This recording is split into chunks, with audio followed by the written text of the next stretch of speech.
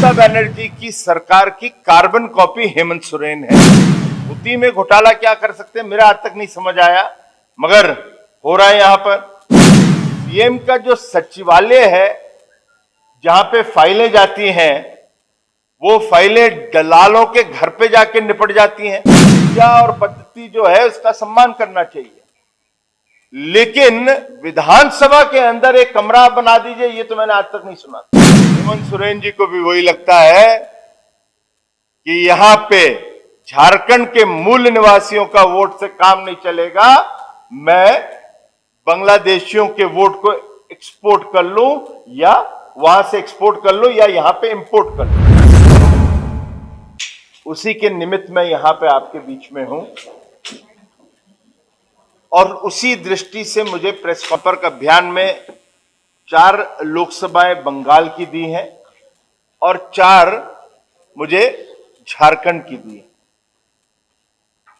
और मैं बंगाल से यहां आया हूं, वहां भी मैंने 4-5 दिन का प्रवास किया और आज सुबह लखनऊ से प्रातः ही आ गया था। और मुझे एक अवसर मिला लोगों से मिलने का और लोगों से बातचीत करने का और अपने पार्टी के लोगों से बातचीत करने पे मैं सोचने लगा कि जो चीजें मुझे सरकार के बारे में बताई जा रही है, तो मैं इसको एक शॉर्ट लाइन में कहूंगा कि हेमंत सोरेन जी की जो सरकार है is a carbon copy of Mamata Banerjee's government. Mamata Banerjee की सरकार की कार्बन कॉपी हेमंत सोरेन है। इसीलिए जो तार यहां से, चाहे वो आबकारी नीति के ऊपर हो, चाहे खनन के ऊपर हो, चाहे वो एक तरह से सिंडिकेट वर्ल्ड की हो, चाहे वो कैटल स्मगलिंग हो, चाहे जो तुष्टीकरण की राजनीति हो, वो पूरा का पूरा लगता है कि बंगाल से ममता जी से चुराया हुआ है और उसकी परछाई यहां पे झारखंड में काम कर रही है। आप ये जो मैं गंभीर आरोप एक प्रकार से लगा रहा हूं, मुझसे ज्यादा आप जानेंगे। मैंने बड़े राज्यों में देखा है। उत्तर प्रदेश जब गया था दिल्ली से 2017 में, तो उस समय भी वहां पर खनन माफिया के बारे में दिल्ली में प्रेस कॉन्फ्रेंस करता था। वहां पे भी परिवारवाद के बारे में बात करता था। परिवारवाद यहां पे भी आपके यहां चल रहा है, ममता जी भी वही चलाती हैं। ममता जी भी किस प्रकार से अपने भतीजे को, अभिषेक को, किस प्रकार से अवैध रूप से लाभ दिलवा सकें, यहां पे भी परिवार को चल रहा है कि अवैध रूप से या डिस्क्रिशनरी कोटा में लाभ दिलवा दें, चाहे वो खनन का हो, कहीं ट्राइबल्स के लिए इंडस्ट्रियल टाउन बनने हो, उनको कहीं उद्यमी बनाना हो, तो उद्यमी बनाते समय उनको अपना परिवार ही दिख जाता है। यहां पर हेमंत जी को ये जितनी चीजें हैं ये देख रहा हूं मैं, लेकिन मैंने आज तक धोती घोटाला नहीं सुना था। वो यहां पे आके पहली दफे सुन रहा हूं। मैंने 2G, कॉमनवेल्थ गेम, बड़े चीजों पे मैंने चैनलों पे, आप लोगों के चैनलों पे जाकर प्रेस कॉन्फ्रेंस करके करा है। यहां पे मैं पहली दफे आके सुन रहा हूं कि धोती घोटाला भी होता है, तो ये बड़ी चीज है। अब धोती में घोटाला क्या कर सकते हैं मेरा आज तक नहीं समझ आया, मगर हो रहा है यहां पर। फिर ये भी सुनने में आ रहा है कि सीएम का जो सचिवालय है, जहां पे फाइलें जाती हैं, वो फाइलें दलालों के घर पे जाके निपट जाती हैं, तो सीएम के सचिवालय का महत्व खत्म हो जाता है। और सबसे ज्यादा तुष्टीकरण की जब बात करते हैं, आप मुझसे बेहतर जानेंगे, मैं इसलिए दावा तो बहुत नहीं करूंगा, लेकिन जो ट्राइबल है आपके यहां, वो सबसे ज्यादा इफेक्टेड तो वही लोग हो रहे हैं। उनका कहीं ना कहीं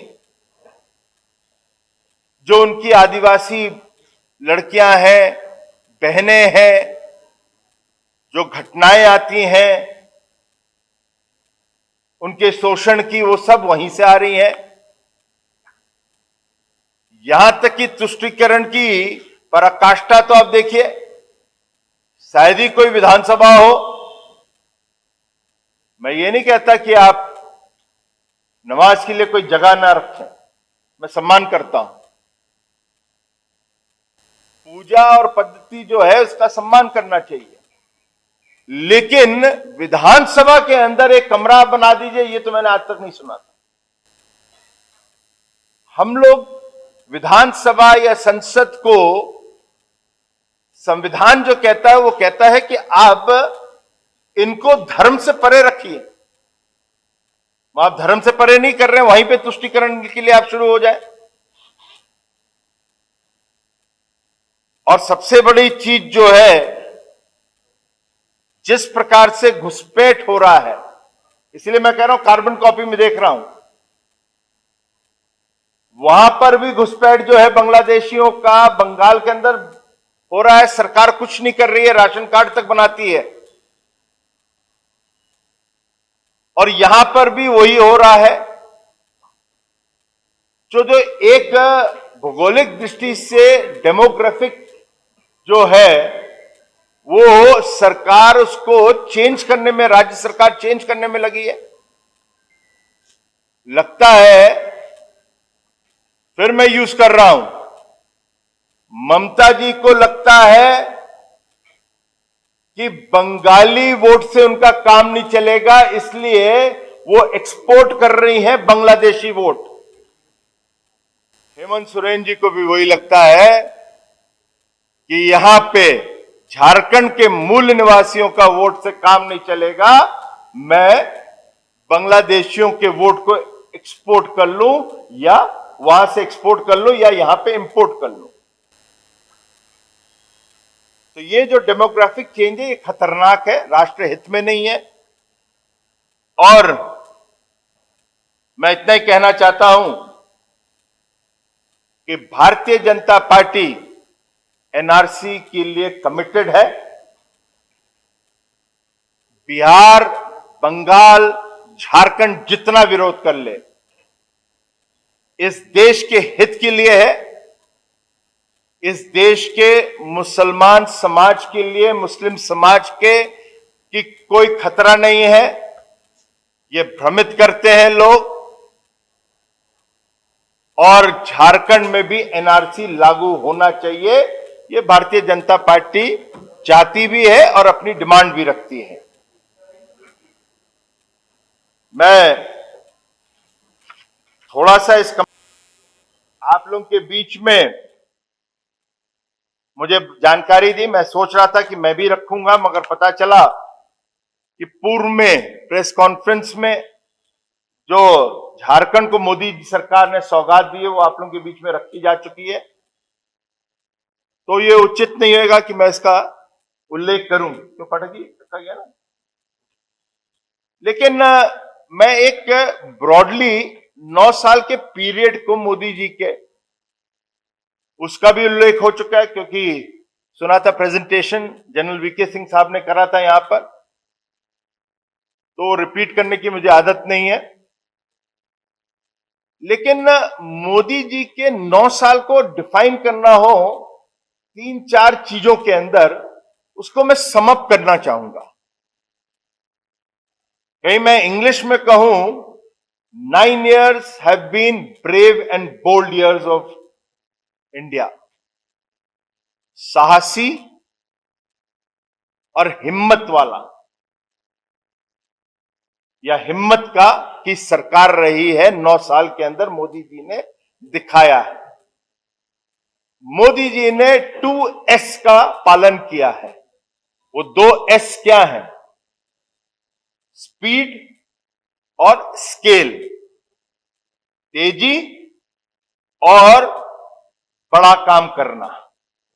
आप जितनी भी स्कीम ले लीजिएगा, चाहे वो आवास की ले लीजिए, चाहे टॉयलेट की ले लीजिए, आप आयुष्मान भारत की ले लीजिए, तो आप देखेंगे इसकी स्केल बहुत बड़ी है। नंबर्स देखिए, यहां पर सरकार नहीं इसको लागू कर रही है, बहुत पीछे है झारखंड की सरकार। लेकिन अन्य राज्यों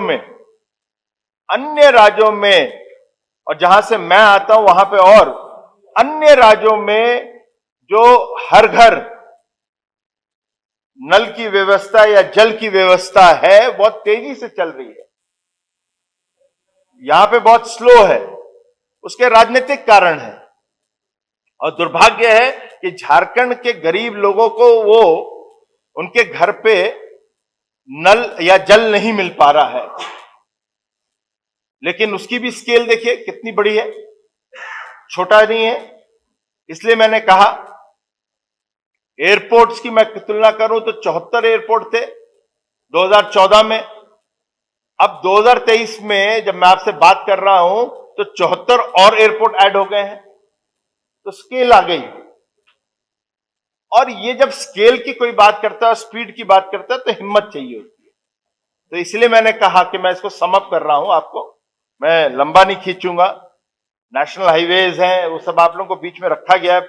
मेट्रोज के लिए कहा गया है, मेडिकल सीट्स के लिए भी बताया गया है।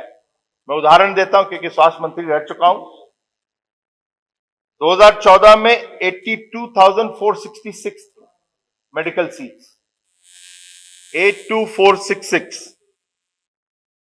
अब उसके अंदर 69,663 और ऐड हुई। तो डॉक्टर की कमी हम लोग को हमेशा रहती है हॉस्पिटल के अंदर, स्पेशलिस्ट मिलते, ये कमी इससे दूर होगी। आपके यहां भी मेरे ख्याल से 3 या 4 नए मेडिकल कॉलेजेस खुल रहे हैं, एम्स के अलावा भी। तो उससे झारखंड की समस्या दूर होगी, क्योंकि डॉक्टर्स कहां से निकलेंगे जब मेडिकल कॉलेज नहीं होगा, पढ़ाई के लिए जगह नहीं रहेगी। तो ये बहुत बड़ा एक दृष्टिकोण है, विजनरी व्यक्ति कर सकता है। तो मोदी जी को मैं समअप कर रहा हूं आपके बीच में। अब आप सोचिए, एम्स एम्स एम्स करते थे हम सब लोग, आपके यहां भी है, आ गया। 7 एम्स होते थे 2014 में, मगर वो जाके 15, अब आज की डेट में 15 एम्स हैं। मेडिकल कॉलेजेस अलग अलग हो गए। अब इसी तरह से कहीं मैं